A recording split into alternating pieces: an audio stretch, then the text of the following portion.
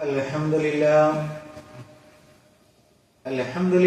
Rabbil Alamin. Nahmaduhu wa nasta'inuhu wa nu'minu bihi wa natawakkalu alayhi. Wa na'udhu billahi min shururi anfusina wa min sayyiati a'malina. Man yahdihillahu fala mudilla lahu wa man yudlil falan tajida lahu waliyyan murshida. اللهم صل على محمد وعلى آل محمد كما صليت على إبراهيم وعلى آل إبراهيم إنك حميد مجيد. اللهم بارك على محمد وعلى آل محمد كما باركت على إبراهيم وعلى آل إبراهيم إنك حميد مجيد. أما بعد فإن خير الحديث كتاب الله وخير الهدي هدي محمد صلى الله عليه وسلم وشر الأمور محدثاتها وكل محدثة بدعة وكل بدعة ضلالة وكل ضلالة في النار. يا أيها الذين آمنوا اتقوا الله حق تقاته ولا تموتن إلا وأنتم مسلمون. സ്നേഹമുള്ള സത്യവിശ്വാസികളെ, വിശ്വാസിനികളെ, ലോകരക്ഷിതാവും പ്രപഞ്ചങ്ങളുടെ പരിപാലകനുമായ അല്ലാഹുവിന്റെ ആജ്ഞകളും നിർദ്ദേശങ്ങളും ജീവിതത്തിന്റെ എല്ലാ മേഖലകളിലും പാലിക്കണമെന്ന് ഉണർത്തുകയാണ്, ഓർമ്മപ്പെടുത്തുകയാണ്. റഹ്മാനായ റബ്ബ് നമ്മുടെ ഈ കൂടിച്ചേരൽ ഉഖറവിയായി ലോകത്തേറെ നന്മകൾ ലഭിക്കുന്ന അമലുകളിൽ ഉൾപ്പെടുത്തി അനുഗ്രഹിക്കുമാറാകട്ടെ. പ്രിയപ്പെട്ട സത്യവിശ്വാസികളെ, നമ്മുടെ മക്കൾ നന്നായി തീരാനുള്ള ഏതാനും ചില കാര്യങ്ങളാണ് ഇന്നത്തെ ഖുതുബയിൽ വിശദീകരിക്കുന്നത്. അല്ലാഹു സുബ്ഹാനഹു തആല വിശുദ്ധ ഖുർആനിൽ നമ്മളോട് പറഞ്ഞ ഒരു കാര്യമുണ്ട്. യാ അയ്യുഹല്ലദീന ആമനു, ഓ സത്യവിശ്വാസികളെ, ഖൂ അൻഫുസകും വ അഹ്ലീകും നാറ, നിങ്ങൾ നിങ്ങളുടെ നഫ്സിനെയും നിങ്ങളുടെ അഹിലുകാരെയും നിങ്ങൾ കാത്തു സംരക്ഷിക്കണം. എവിടെ നിന്ന്? നാറൻ, നരകത്തിയിൽ നിന്ന്. വഖൂദുഹൻ നാസു വൽ ഹിജാറത്തു, അവിടെ മനുഷ്യന്മാരും കല്ലുകളുമാണ് കത്തിക്കപ്പെടുന്നത്.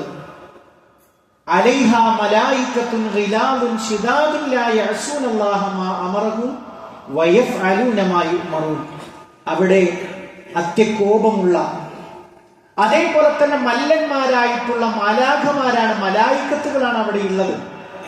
അള്ളാഹുവിന്റെ കൽപ്പനയ്ക്ക് ഒരിക്കലും എതിര് പ്രവർത്തിക്കാത്തവരാണ് അവർ എന്ന് വിശുദ്ധ ഖുർആൻ നമ്മളെ പഠിപ്പിക്കുമ്പോൾ, പ്രിയപ്പെട്ടവരെ, നമ്മളെ നരകത്തിൽ നിന്ന് രക്ഷിക്കുന്നതോടൊപ്പം നമ്മൾ നമ്മുടെ നരകത്തിൽ നിന്ന് രക്ഷപ്പെടാൻ വേണ്ടി നിസ്കരിക്കുന്നു, നോമ്പെടുക്കുന്നു, ജമാഅത്തുകളിൽ പങ്കെടുക്കുന്നു.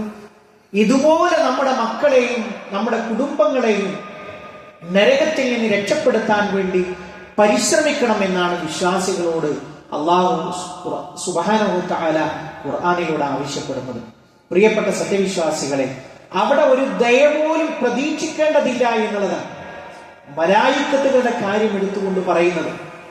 ലാ യഅസൂനല്ലാഹ മാ അമറഹു, അല്ലാഹ് എന്താണോ കൽപ്പിച്ചത്, ഇവർ കുറെ ആയല്ലോ കഷ്ടപ്പെടുന്നു, പ്രയാസപ്പെടുന്നു, ഇനി മതി, ആണ് മാറി നിന്നോളൂ. അങ്ങനെയില്ല. ഒരു ദയാവായ്പ ആ മലായിക്കത്തുകളുടെ ഭാഗത്ത് നിന്ന് ലഭ്യമല്ല എന്നുള്ളത് വളരെ കൃത്യമായി നമ്മളെ പഠിപ്പിക്കുമ്പോൾ, എങ്ങനെയാണ് നമ്മുടെ മക്കളെ നമ്മൾ നേരായ രൂപത്തിൽ, അള്ളാഹു ഇഷ്ടപ്പെടുന്ന രൂപത്തിൽ നരകത്തിൽ നിന്ന് രക്ഷപ്പെടുത്താനുള്ള വഴികൾ എന്തൊക്കെയാണ് എന്നുള്ളത് പണ്ഡിതന്മാർ സവിസ്തരം വിശദീകരിച്ചിട്ടുണ്ട്. അതിൽ ഒന്നാമത്തെ ഒരു കാര്യം എന്ന് പറയുന്നത്, പ്രിയപ്പെട്ടവരെ, മനസ്സറിഞ്ഞുകൊണ്ടുള്ള പ്രാർത്ഥനയാണ്. നമ്മുടെ മക്കൾ നന്നായി തീരാൻ വേണ്ടി, നമ്മുടെ കുട്ടികൾ നന്നായി തീരാൻ വേണ്ടി മനസ്സറിഞ്ഞുകൊണ്ട് പ്രാർത്ഥിക്കുക എന്നുള്ളത് നമ്മൾ ഒന്നാമതായി നമ്മൾ ശ്രദ്ധിക്കേണ്ട കാര്യമാണ്. നിങ്ങൾ ആലോചിച്ച് നോക്കൂ, അത് കുഞ്ഞുങ്ങൾ ഉണ്ടായതിനു ശേഷം മാത്രമല്ല, ഉണ്ടാകുന്നതിന് മുമ്പും ഒരു രക്ഷിതാവ് നിർവഹിക്കേണ്ടുന്ന കാര്യമായിട്ടാണ് വിശുദ്ധ ഖുർആൻ നമുക്ക് പഠിപ്പിച്ചു തരുന്നത്. മഹാനായ സക്കരിയ നബി അലൈഹിസ്സലാമയുടെ ആ ഒരു ചരിത്രം ഇങ്ങനെ വിശദീകരിക്കുന്ന സമയത്ത് അല്ലാഹു സുബ്ഹാനഹു തആല പറയുകയാണ്, സക്കരിയ നബി അലൈഹിസ്സലാമയുടെ പ്രാർത്ഥന നമുക്ക് പരിചയപ്പെടുത്താൻ. എന്താ പ്രാർത്ഥിക്കുന്നത്? ഖാല റബ്ബി ഹബ്ലി മിൻ ലദുൻക ദുർരിയതൻ ത്വയ്യിബ ഇന്നക സമീഉദ് ദുആ. സക്കരിയ നബി അലൈഹിസ്സലാം പറയുകയാണ്, റബ്ബി ഹബിലി, അല്ലാഹുവേ എനിക്ക് ദാനമായി നൽകണേ, മിൻ ലദുൻക, നിന്റെ അടുക്കൽ നിന്ന്, ദുർരിയത്തൻ ത്വയ്യിബ, ഒരു ത്വയ്യിബത്തായ, ഒരു പരിശുദ്ധനായ സന്താനത്തെ എനിക്ക് പ്രദാനം ചെയ്യണം. കുട്ടികൾ വേണം എന്നുള്ളതല്ല, അതൊക്കെ നമ്മൾ പ്രാർത്ഥിക്കാറുണ്ട്. ആ നബി പ്രാർത്ഥിക്കുകയാണ്, പടച്ചോനെ ഒരു സ്വാലിഹായ, ഒരു ത്വയ്യിബത്തായ, ഒരു പരിശുദ്ധനായ കുട്ടി എനിക്ക് പ്രദാനം ചെയ്യണമേ എന്ന് പ്രാർത്ഥിക്കുകയാണ്. നമുക്കെല്ലാവർക്കും നമ്മൾ ദുആ ചെയ്യുന്ന ഒരു പ്രാർത്ഥനയുണ്ടല്ലോ പ്രിയപ്പെട്ടവരെ. വിശുദ്ധ ഖുർആൻ സൂറത്ത് ഫുർഖാനിൽ വല്ലദീന യഖൂലൂന, അല്ലാഹുവിന്റെ ഇഷ്ടദാസന്മാർ അവരിങ്ങനെ ദുആ ചെയ്യും, റബ്ബനാ ഹബ് ലനാ മിൻ അസ്വാജിനാ വദുർരിയാതിനാ ഖുർറത അയുൻ, അല്ലാഹുവേ ഞങ്ങളുടെ ഇണകളിൽ, ഞങ്ങളുടെ സന്താനങ്ങളിൽ കൺകുളിർമയെ നീ പ്രദാനം ചെയ്യണേ, വജഅൽനാ ലിൽ മുത്തഖീന ഇമാമാ, അല്ലാഹുവേ തഖ്വയുള്ളവർക്ക് ഇമാമായി നിൽക്കാനുള്ള യോഗ്യത നൽകണേ. അല്ലാഹു ഇഷ്ടപ്പെടുന്ന ആളുകളുടെ ദുആയായിട്ട് വിശുദ്ധ ഖുർആൻ പരിചയപ്പെടുത്തുകയാണ്. തീർന്നില്ല പ്രിയപ്പെട്ടവരെ, വളരെ കൃത്യമായി നമുക്ക് കാണാവുന്ന ഒരു പ്രാർത്ഥനയുണ്ട്, ഒരു പ്രവാചകന്റെ പ്രാർത്ഥനയാണ്. എന്താണത്? റബ്ബി ജഅൽനി മുഖീമസ്സലാത്ത് വമിൻ ദുർരിയതി റബ്ബനാ വതഖബ്ബൽ ദുആ, അല്ലാഹുവേ നിസ്കാരം നിലനിർത്തുന്നവനാക്കേണമേ എന്നെ, വമിൻ ദുർരിയതി, എന്റെ മക്കളെയും നിസ്കരിക്കുന്നവരാക്കണേ. ആരായി പ്രാർത്ഥിക്കുന്നത്? ഒരു നബിയാണ് പ്രിയപ്പെട്ടവരെ പ്രാർത്ഥിക്കുന്നത്. ഞാൻ ഇത്തരത്തിലുള്ള പ്രാർത്ഥനകളൊക്കെ പരിചയപ്പെടുത്തിയത് നമ്മുടെ ശ്രദ്ധയിലേക്ക് ഇത്തരത്തിലുള്ള വിഷയം കടന്നു വന്നിട്ടുണ്ടോ എന്നുള്ളതാണ്. നമ്മുടെ മക്കൾ എത്ര വലുതായാലും അവർ നമുക്ക് നമ്മുടെ പെൺകുട്ടിയാണ്, ആൺകുട്ടിയാണ്. അവര് നന്നായി തീരാൻ, അവർക്കൊരു നല്ല ഒരു ജീവിതം ഉണ്ടാകാൻ, ഇഹത്തിലാകട്ടെ പരത്തിലാവട്ടെ, നമ്മൾ മനസ്സറിഞ്ഞുകൊണ്ട് അതെങ്ങനെ പ്രാർത്ഥിക്കണം എന്നാ പണ്ഡിതന്മാർ പറയുന്നത്. ഒരു കൊച്ചുകുട്ടി, നമ്മളൊരു മിഠായി കൊണ്ടുവരാൻ വേണ്ടി നമുക്കൊരു പേരക്കുട്ടി ഉണ്ടെന്ന് വിചാരിക്കുക, അതല്ലെങ്കിൽ നമുക്കൊരു ചെറിയൊരു മക്കളുണ്ട് വിചാരിക്കുക, അവൻ നമ്മളോട് വീട്ടിൽ നിന്ന് ഇറങ്ങുമ്പോൾ ഒരു മിഠായി കൊണ്ടുവരാൻ പറഞ്ഞു, നമ്മളത് എന്തോ ഒരു കാരണം കൊണ്ട് നമ്മളത് മറന്നു. അങ്ങനെ ചെല്ലുമ്പോൾ ആ കുട്ടി എത്രമാത്രം വാശി പിടിച്ച് കരയും. ഇതുപോലെ നീ നിന്റെ റബ്ബിനോട് ചോദിച്ചു വാങ്ങണം എന്നാണ് പണ്ഡിതന്മാരായ ആളുകൾ വിശദീകരിച്ചത്. നമ്മുടെ മക്കൾ നന്നായി തീരാൻ ഇതുപോലെ റബ്ബിനോട് നമ്മൾ ദുആ ചെയ്യണം എന്നുള്ളതാണ് കൃത്യമായിട്ട് നമുക്ക് കാണാവുന്ന കാര്യം. രണ്ടാമത്തെ കാര്യം എന്ന് പറയുന്നത് പ്രിയപ്പെട്ടവരെ, നമ്മൾ നമ്മുടെ കുട്ടികൾക്ക് മാതൃകയാവണം. ഒരു പറച്ചിലുണ്ട് അറബിയിൽ, അബീഹി, മക്കൾ എന്ന് പറഞ്ഞാൽ അത് മാതാപിതാക്കളുടെ സ്വകാര്യ സ്വത്താണ്. നമ്മൾ നമ്മുടെ വീട്ടിൽ എങ്ങനെയാണോ അതുപോലെയാണ് നമ്മുടെ മക്കൾ ഉണ്ടാവുക. നമ്മൾ സംസാരിക്കുന്നതായിരിക്കും നമ്മുടെ മക്കളുടെ നാവിൽ ഉണ്ടാവുക. നമ്മുടെ പെരുമാറ്റം പോലെയാണോ അതുപോലെയാണ് നമ്മുടെ മക്കൾ ഉണ്ടാവുക. അതുകൊണ്ട് നമ്മളെ സംബന്ധിച്ചിടത്തോളം പ്രിയപ്പെട്ടവരെ, മഹാനായ റസൂലുള്ളാഹി സ്വല്ലല്ലാഹു അലൈഹി വസല്ലം പറഞ്ഞല്ലോ, കുല്ലു മൗലൂദിൻ യൂലദു അലൽ ഫിത്ര, എല്ലാ കുട്ടികളും ദുനിയാവിൽ പറന്നു വീഴുന്നത് ശുദ്ധ പ്രകൃതിയോടുകൂടിയാണ്. എന്നിട്ട് പ്രവാചകൻ പഠിപ്പിച്ചു, ഫഅബവാഹു യുഹഫിദാനിഹി ഔ യുനസ്സിറാനിഹി ഔ യുമജ്ജിസാനിഹി. അങ്ങനെ പറഞ്ഞാൽ മാതാപിതാക്കളാണ് അവനെ യഹൂദിയാക്കുന്നത്, അവനെ ക്രിസ്ത്യാനിയാക്കുന്നത്, നസ്രാനിയാക്കുന്നത്, അതേപോലെ തന്നെ അഗ്നി ആരാധകനാക്കുന്നത്. മാതാപിതാക്കൾ എങ്ങനെയാണോ അതുപോലെയാണ് അവർക്ക് പറന്നു വീഴുന്ന കുട്ടികൾ ഉണ്ടാവുക. ഇത് നമ്മൾ പ്രത്യേകം ശ്രദ്ധിക്കണം. നമ്മൾ നമ്മുടെ മക്കളോട് ഫജ്റിന് പള്ളിയിലേക്ക് പോകാൻ വേണ്ടി പറയും, നമ്മൾ കിടന്നുറങ്ങുന്നു, അല്ലെങ്കിൽ വളരെ വൈകി വന്നു, എന്നിട്ട് മക്കളോട് ഘോര നിസ്കാരത്തെ കുറിച്ച് പറയുന്നു. മക്കൾ വീക്ഷിക്കുകയാണ്. നല്ലൊരു സ്കാനിങ് മെഷീനാണ് നമ്മുടെ മക്കൾ. അവർ നമ്മുടെ കൂടെ നിന്നുകൊണ്ട് ഉപ്പാക്ക് നുണ പറയാൻ കഴിയില്ല. ചെറിയ മക്കളാണെങ്കിൽ അങ്ങനെ പറയും, മുതിർന്നവരാണെങ്കിൽ അവർ മനസ്സിൽ വെക്കും, ഉപ്പായുടെ ദീൻ എന്ന് പറയുന്നത് ഇങ്ങനെയൊക്കെ അഡ്ജസ്റ്റ്മെന്റ് ഒക്കെ പറ്റുന്ന ദീനാണ്. അത് അങ്ങനെ തന്നെ നമ്മുടെ മക്കളിൽ പ്രതിഫലിക്കും എന്നുള്ളത് നമ്മൾ പ്രത്യേകമായിട്ട് നമ്മൾ ശ്രദ്ധിക്കണം. മക്കൾക്ക് എപ്പോഴും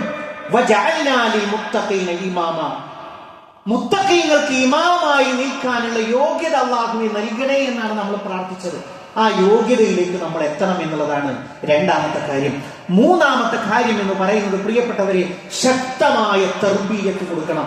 മഹാനായ അലി ഇബ്നു അബീ ത്വാലിബ് റളിയല്ലാഹു അൻഹു പറഞ്ഞതുപോലെ, എന്തൊക്കെ അടവുണ്ടോ അതെല്ലാം നമ്മുടെ മക്കൾക്ക് പകർന്നു കൊടുക്കാൻ നമ്മൾ ശ്രദ്ധിക്കണം. അപ്പൊ നമ്മൾ വിചാരിക്കും, ഞാനിപ്പോൾ പകർന്നു കൊടുത്താൽ അത് അപ്പടി അവരുടെ ജീവിതത്തിൽ ഉണ്ടാകും. അങ്ങനെയല്ല പ്രിയപ്പെട്ടവരെ. പിന്നെയോ, നീ അവരോട് നിസ്കാരം കൊണ്ട് കൽപ്പിക്കുകയും അതിൽ ക്ഷമയോടുകൂടി കാത്തു നിൽക്കുകയും വേണം. അങ്ങനെ പറഞ്ഞാൽ എന്താണ്? നമ്മൾ ഇത് നിസ്കരിക്കണം എന്ന് പറഞ്ഞു നമുക്കുള്ള ബോധ്യം, നമുക്ക് നമ്മുടെ മാതാപിതാക്കൾ നൽകിയതുപോലെയുള്ള ബോധ്യം നമ്മുടെ മക്കൾക്ക് നമ്മൾ ഉണ്ടാക്കി കൊടുക്കണ്ടേ? ഒരു പ്രാവശ്യം പറഞ്ഞു, പല പ്രാവശ്യം പറഞ്ഞു, എന്നിരുന്നാൽ പോലും നീ നിരാശ പാടില്ല. നിനക്ക് നീ ക്ഷമയോടുകൂടി കാത്തിരിക്കണം. എപ്പോഴാണ് നമ്മുടെ ക്ഷമയുടെ ബൗണ്ടറി? എത്രയാണ്? നമ്മുടെ മരണം വരെയാണ്. അതുവരെ നമ്മൾ അവർക്ക് വേണ്ടി ശക്തമായി അവരുടെ തർബീയത്തിന് വേണ്ടി, അവർ നല്ലവരായി തീരാൻ വേണ്ടിയുള്ള നിർദ്ദേശങ്ങൾ നമ്മൾ നൽകിക്കൊണ്ടിരിക്കണം എന്നുള്ളതാണ് മൂന്നാമത് പറയാനുള്ളത്. നാലാമത്തെ കാര്യം, പ്രിയപ്പെട്ടവരെ, നമ്മുടെ കുട്ടികൾക്ക് ഇൽമ് നേടാനുള്ള കൃത്യമായ അന്തരീക്ഷം നമ്മൾ ഉണ്ടാക്കണം. പ്രവാചക ഭവനങ്ങളിൽ, പ്രവാചക മസ്ജിദുകളിൽ ദീൻ പഠിക്കാനുള്ള ഇഷ്ടം പോലെയുള്ള അവസരങ്ങൾ ഉണ്ടായിരുന്നു. നമ്മളും നമ്മുടെ മക്കളെ കുറിച്ച് ഹാഫിളായ കുട്ടികൾ ഉണ്ടാവാൻ, ഹാഫിളത്തായ പെൺകുട്ടികൾ ഉണ്ടാകാൻ, അവർക്ക് ദീൻ എവിടെ നിന്ന് കൊടുക്കാൻ കഴിയുമോ അതിനൊക്കെ ഒരു താല്പര്യം ഉണ്ടാക്കി കൊടുക്കാനുള്ള ഒരു ബോധപൂർവമായ ഒരു പരിശ്രമം, പ്രിയപ്പെട്ടവരെ, നമ്മുടെ ഭാഗത്തുനിന്ന് ഉണ്ടാവണം എന്നുള്ളതാണ്. ഇന്ന് അൽഹംദുലില്ലാഹ് അല്ലാഹുവിന്റെ അനുഗ്രഹത്താൽ ഒരുപാട് ഇന്ന് മാധ്യമങ്ങൾ ഒരുപാട് നമ്മുടെ മുമ്പിലുണ്ട്, ഒരുപാട് സോഷ്യൽ സംവിധാനങ്ങൾ. അതിന്റെ ഫസാദിനേക്കാളേറെ ഒരു പക്ഷേ ദീന് പഠിക്കാൻ താല്പര്യമുള്ളവർക്കുള്ള അവസരങ്ങളുണ്ട്. വലിയ വലിയ ആലിമീങ്ങളുടെ, പണ്ഡിതന്മാരുടെ ക്ലാസുകൾ കേൾക്കാൻ, ഖുർആൻ ഹിഫ്ളാക്കാൻ, തജ്വീദ് പഠിക്കാൻ, വലിയ വലിയ കിതാബുകൾ മനഃപ്പാഠമാക്കാനുള്ള ആപ്ലിക്കേഷനുകളും വാട്സപ്പ് കൂട്ടായ്മകളും ഒക്കെ ഇന്ന് നമുക്ക് നമ്മുടെ ഇടയിലൊക്കെ വളരെ വ്യാപകമായി പ്രചാരം നേടിയിട്ടുണ്ട്. നമ്മുടെ മക്കൾ അതിൽ ചേർക്കുവാനും അതൊക്കെ കൃത്യമായി നമ്മുടെ മക്കളെ കൊണ്ട് പഠിച്ചെടുത്തവരൊരു നല്ലൊരു ആളായി മാറാനുള്ള, അത് എത്ര നമ്മൾ പണം ചെലവഴിച്ചാലും അതൊക്കെ റഹ്മാനായ റബ്ബ് അതിന്റെ ഇരട്ടിയായി നമുക്ക് നൽകും എന്നുള്ള കാര്യം നമ്മൾ പ്രത്യേകം ശ്രദ്ധിക്കേണ്ടതുണ്ട്. അഞ്ചാമത്തെ ഒരു കാര്യം, പ്രിയപ്പെട്ടവരെ, നമ്മുടെ മക്കളെ എല്ലാ തരത്തിലുള്ള ഫസാദുകളിൽ നിന്നും ശക്തമായി നമ്മൾ അവരെ എതിരിട്ടുകൊണ്ട്, അല്ലെങ്കിൽ അവരെ അതിന്റെ ഒരു ഹറാമിന്റെ വലയത്തിൽ നിന്ന് സംരക്ഷിക്കാൻ വേണ്ടി നമ്മൾ പ്രത്യേകം ശ്രദ്ധിക്കണം. പല വീടുകളിലും മക്കള് രാജാക്കന്മാരും ഉപ്പമാർ, മാതാപിതാക്കൾ പ്രജകളുമായി തീരുന്ന ദയനീയമായ കാഴ്ചയുണ്ട്. അവിടെ ആ വീടകങ്ങളിലൊക്കെ അങ്ങനെയാണ്. ഒരിക്കലും നമ്മുടെ വീടുകളിൽ അങ്ങനത്തെ ഒരു സാഹചര്യം ഉണ്ടാകരുത്. മാതാപിതാക്കൾ കൃത്യമായി അവബോധം നൽകുന്ന ഒരു കാര്യം, ആ ഒരു അന്തരീക്ഷമാണ് നമ്മുടെ വീടുകളിൽ ഉണ്ടാവേണ്ടത് എന്നാണ് സൂചിപ്പിക്കുവാനുള്ളത്. ആറാമത്തെ ഒരു കാര്യം, പ്രിയപ്പെട്ടവരെ, സ്വാലിഹീങ്ങളായ നല്ലവരായ ആളുകളോടൊപ്പമാണ് നമ്മുടെ മക്കൾ എന്ന് നമുക്ക് ഉറപ്പുവരുത്തണം. അതിന് അള്ളാഹുവിന്റെ ഹബീബ് സ്വല്ലല്ലാഹു അലൈഹി വസല്ലം പറഞ്ഞു തന്ന രണ്ടു കാര്യങ്ങളുണ്ട്. അർറജുലു അലാ ദീനി ഖലീൽ, ഒരു മനുഷ്യൻ അയാളുടെ ചങ്ങാതിയെ നോക്കിയാൽ മതി ഇവന്റെ ടേസ്റ്റ് അറിയാൻ, ഇവൻ ഏത് പ്രകൃതക്കാരനാണ് എന്ന് തിരിച്ചറിയാൻ അവന്റെ ബെസ്റ്റ് ഫ്രണ്ട് ആരാണെന്ന് നോക്കിയാൽ മതി. പ്രവാചകൻ സല്ലല്ലാഹു അലൈഹി വസല്ലമ രണ്ട് ഉദാഹരണം പറഞ്ഞു തന്നു. ഒരു നല്ല കൂട്ടുകാരന്റെ ഉപമ എന്ന് പറയുന്നത് സുഗന്ധ വ്യാപാരിയെ പോലെയാണ്. എന്താ അതിന്റെ അവസ്ഥ? എന്താണ്? വെറുതെ അവന്റെ അടുക്കൽ പോയി നിന്നാ മതി, നല്ല മണം കിട്ടും. പണം കൊടുത്താൽ, പണമുണ്ടെങ്കിൽ ആ പണം കൊടുത്തവന് സുഗന്ധം വാങ്ങി വീട്ടിലേക്ക് പോകാം. എന്തായാലും അവന്റെ കൂടെയുള്ള സഹവാസം, അവനും മണമുണ്ട്, അതിന്റെ മണം നമുക്കും ആസ്വദിക്കാൻ കഴിയും. എന്നാലോ ഒരു ചീത്ത കൂട്ടുകാരന്റെ ഉപമ എന്ന് പറയുന്നത് കൊല്ലപ്പണിക്കാരനെ പോലെയാണ്. എന്താ കൊല്ലപ്പണിക്കാരന്റെ കൂടെയുള്ള സഹവാസം? അത് നിന്റെ വസ്ത്രം കരിച്ചു കളയും, നിന്റെ ശരീരത്തിൽ മുറിപ്പാടുകൾ ഉണ്ടാക്കും.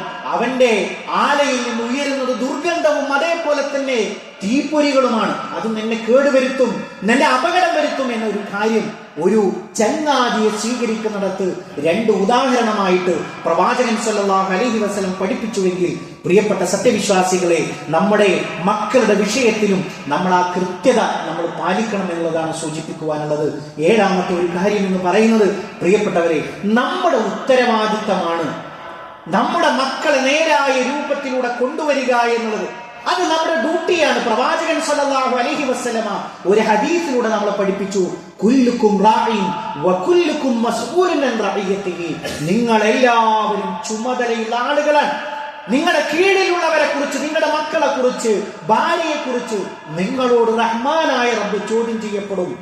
നിങ്ങളാണ് അതിന്റെ മസ്ഊൽ, അതിന്റെ ഉത്തരവാദി. നിങ്ങളോടാണ് റബ്ബിന്റെ ചോദ്യം ഉണ്ടാവുക. ആ ഉത്തരവാദിത്തം ഭംഗിയായി നിർവഹിക്കാൻ നമ്മൾ പ്രത്യേകമായി നമ്മൾ ശ്രദ്ധിക്കണം. അവൻ അങ്ങനെ, ഞാൻ കുറെ പറഞ്ഞു, നീ അങ്ങനെ ഇനി ഒരു അവന്റെ രൂപത്തിൽ ജീവിക്കട്ടെ, അങ്ങനെയല്ല പ്രിയപ്പെട്ടവരെ. നമ്മളെ സംബന്ധിച്ചിടത്തോളം അത് അല്ലാഹു സുബ്ഹാനഹു തആല നമ്മളെ ഏൽപ്പിച്ച ഉത്തരവാദിത്തമാണ് എന്നുള്ളത് വളരെ കൃത്യമായി നമ്മൾ മനസ്സിലാക്കണം.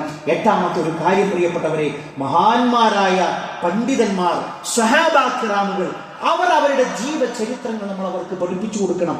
ചരിത്രങ്ങൾ, സീറകൾ നമ്മൾ അവർക്ക് പഠിപ്പിച്ചു കൊടുക്കണം. നിങ്ങൾ ആലോചിച്ച് നോക്കൂ, ഇമാം ബുഖാരി, ഇമാം ഷാഫിഈ, ഇമാം മാലിക് എന്ന പണ്ഡിതന്മാരെ കുറിച്ചൊക്കെ നമ്മൾ പറയാറുണ്ട്. നിങ്ങൾ ആലോചിച്ച് നോക്കൂ, അവരുടെ എല്ലാവരുടെയും ഉയർച്ചയുടെ പിന്നിൽ ഒരു പിതാവിന്റെ, ഒരു ഉമ്മയുടെ പ്രാർത്ഥനയും വേവലാതിയും നമുക്ക് ആ ചരിത്രങ്ങളിലൊക്കെ നമുക്ക് കാണാൻ കഴിയും. ഹറമുകളിൽ നിലവിൽ തന്നെ ഇമാം നിൽക്കുന്ന പല പണ്ഡിതന്മാരും, ആ പണ്ഡിതന്മാർ വളരെ സങ്കടത്തോടുകൂടി, വളരെ അഭിമാനത്തോടുകൂടി അവരുടെ ഉമ്മാക്ക് വേണ്ടി പ്രാർത്ഥിക്കുന്ന സമയത്ത് അവർ പറയാറുണ്ട്, ഞങ്ങൾ ഈ സ്ഥാനീയങ്ങളിൽ എത്തിയത് ഇത്രയും മുത്തഖീങ്ങളായ ആളുകൾ തടിച്ചുകൂടുമ്പോ അവർക്ക് ഇമാമായി നിൽക്കാനുള്ള യോഗ്യത കിട്ടിയത് എന്റെ ഉമ്മയുടെ പ്രാർത്ഥനയാണ്, എന്റെ ഉപ്പയുടെ പ്രാർത്ഥനയാണ് എന്ന് ആ ഇമാമിങ്ങൾ പറയുമ്പോൾ പ്രിയപ്പെട്ടവരെ, അത്തരത്തിലുള്ള ചരിത്രങ്ങൾ നമ്മുടെ മക്കൾക്ക് പകർന്നു കൊടുക്കാൻ നമ്മൾ ശ്രദ്ധിക്കേണ്ടതുണ്ട് എന്നതാണ് സൂചിപ്പിക്കുവാനുള്ളത്. ഒമ്പതാമത്തെ കാര്യം പറയാനുള്ളത്, പ്രിയപ്പെട്ടവരെ, നമ്മുടെ മക്കളുടെ വിഷയത്തിൽ നമുക്ക് നിരാശ പാടില്ല. ഞാൻ കുറെ പറഞ്ഞു, ഇനി നിങ്ങൾ അങ്ങനെ പറഞ്ഞു നോക്കൂ എന്നല്ല. നിങ്ങൾക്കറിയോ, മഹാനായ മൂസാ നബി അലൈഹിസ്സലാം ഫിറഔനിന്റെ അടുക്കലേക്ക് പോകുമ്പോൾ നമുക്കറിയാവുന്ന ചരിത്രമൊക്കെ വെച്ചിട്ട് നമ്മൾ പരിശോധിച്ച് നോക്കൂ, ഏറ്റവും വലിയ ധിക്കാരി, ഏറ്റവും വലിയ വഞ്ചകനും ക്രൂരനുമായിട്ടുള്ള ഒരു ധിക്കാരിയായ ഒരു രാജാവിന്റെ അടുക്കലേക്ക് ഒരു പ്രവാചകൻ പോകുമ്പോൾ ആ പ്രവാചകന് കൊടുക്കുന്ന ഉപദേശം എന്താണ്? ഫഖൂലാ ലഹു ഖൗലൻ ലയ്യിന ലഅല്ലഹു യതദക്കറു ഔ യഖ്ശ. നീ അവനോട് സൗമ്യമായ വാക്ക് പറയുക, അതവന്റെ മനസ്സിൽ ചിലപ്പോൾ നന്നാവാനുള്ള ഒരു പ്രേരണ ഉണ്ടാക്കിയേക്കാം എന്ന് വിശുദ്ധ ഖുർആൻ മൂസ നബി അലൈഹിസ്സലാമയോട് പറയുമ്പോൾ പ്രിയപ്പെട്ടവരെ, അത്രയൊന്നും നമ്മുടെ മക്കളില്ല.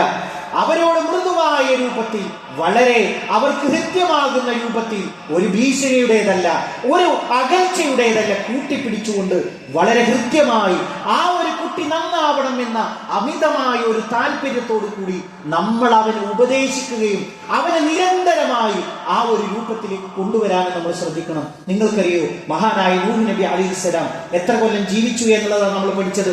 950 വർഷക്കാലം അല്ലേ?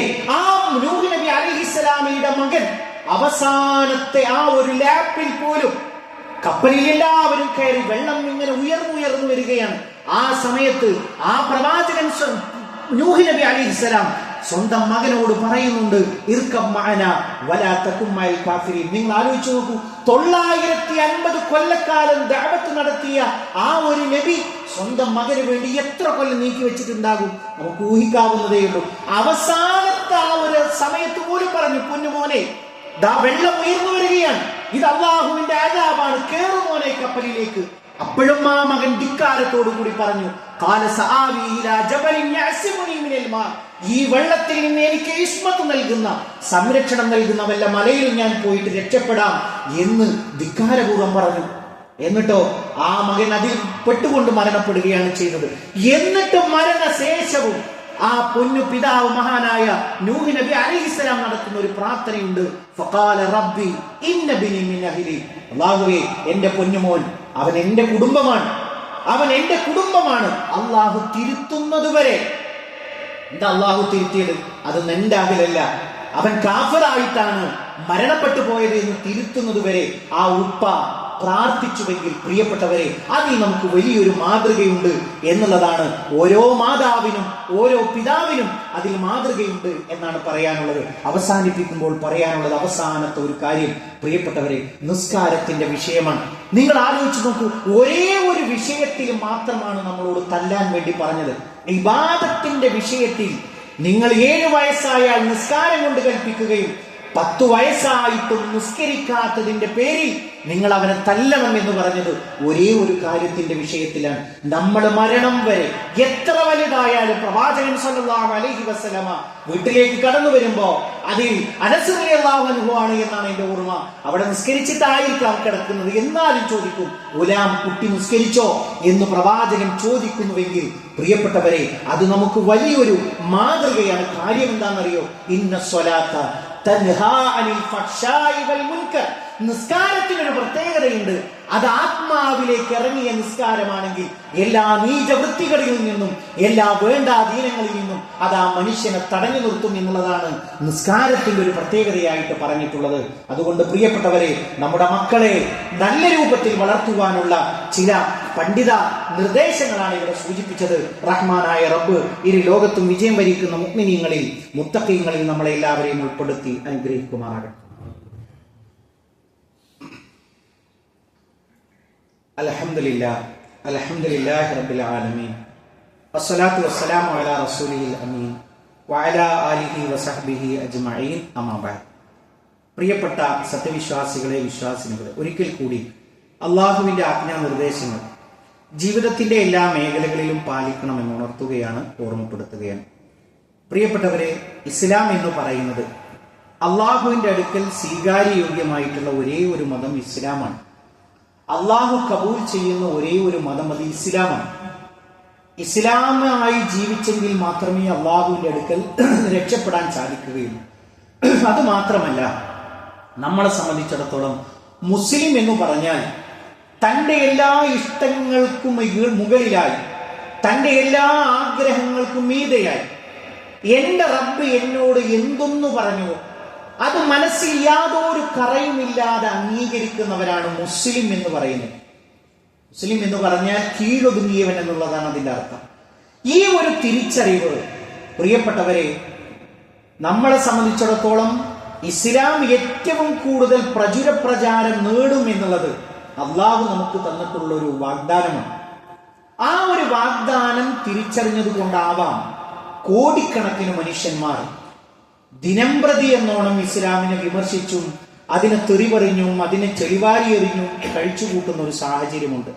ഓരോ ദിവസവും ഓരോ സെക്കൻഡിലും ഓരോരോ പുതിയ തരത്തിലുള്ള ആക്ഷേപങ്ങൾ ഇസ്ലാമിനെതിരായിട്ട് പടച്ചുവിട്ടുകൊണ്ടിരിക്കുന്നു എന്നുള്ളതാണ് യാഥാർത്ഥ്യം.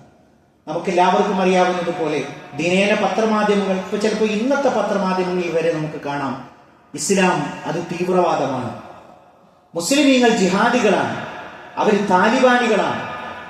അപ്പൊ അത് അങ്ങനെയാണോ എന്നുള്ളത് പരിശോധിക്കുമ്പോൾ ഇസ്ലാമിൽ അങ്ങനെയുള്ള ഒരു സംഗതിയെ നമുക്ക് കാണാം. എല്ലാം ജിഹാദിലേക്ക് ചേർത്ത്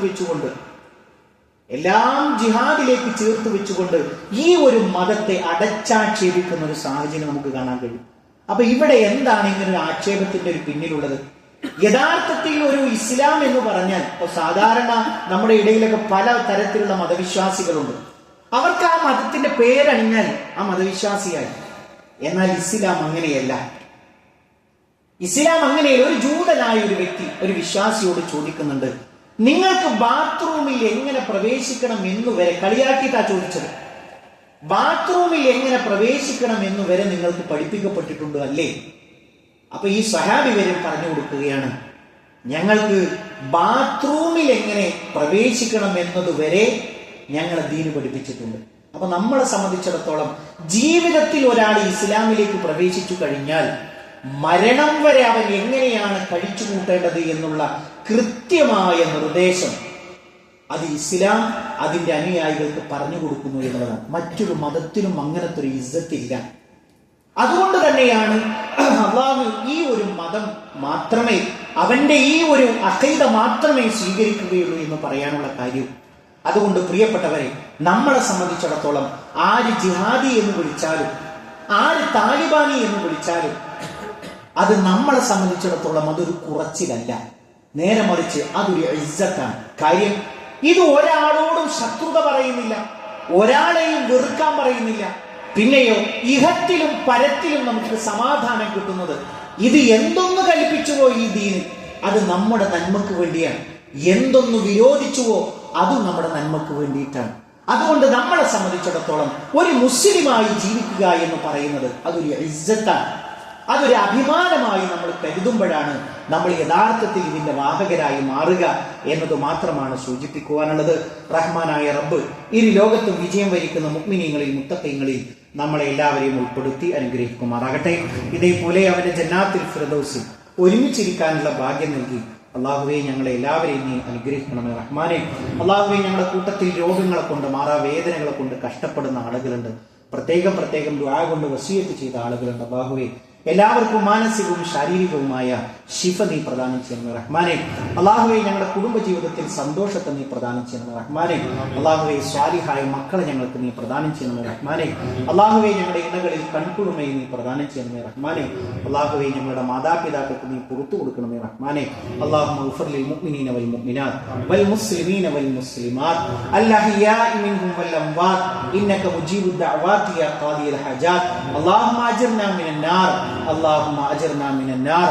اللهم ربنا تقبل منا إنك أنت السميع العليم وتب علينا إنك أنت التواب الرحيم. آمين آمين برحمتك يا أرحم الراحمين. اللهم صل على محمد.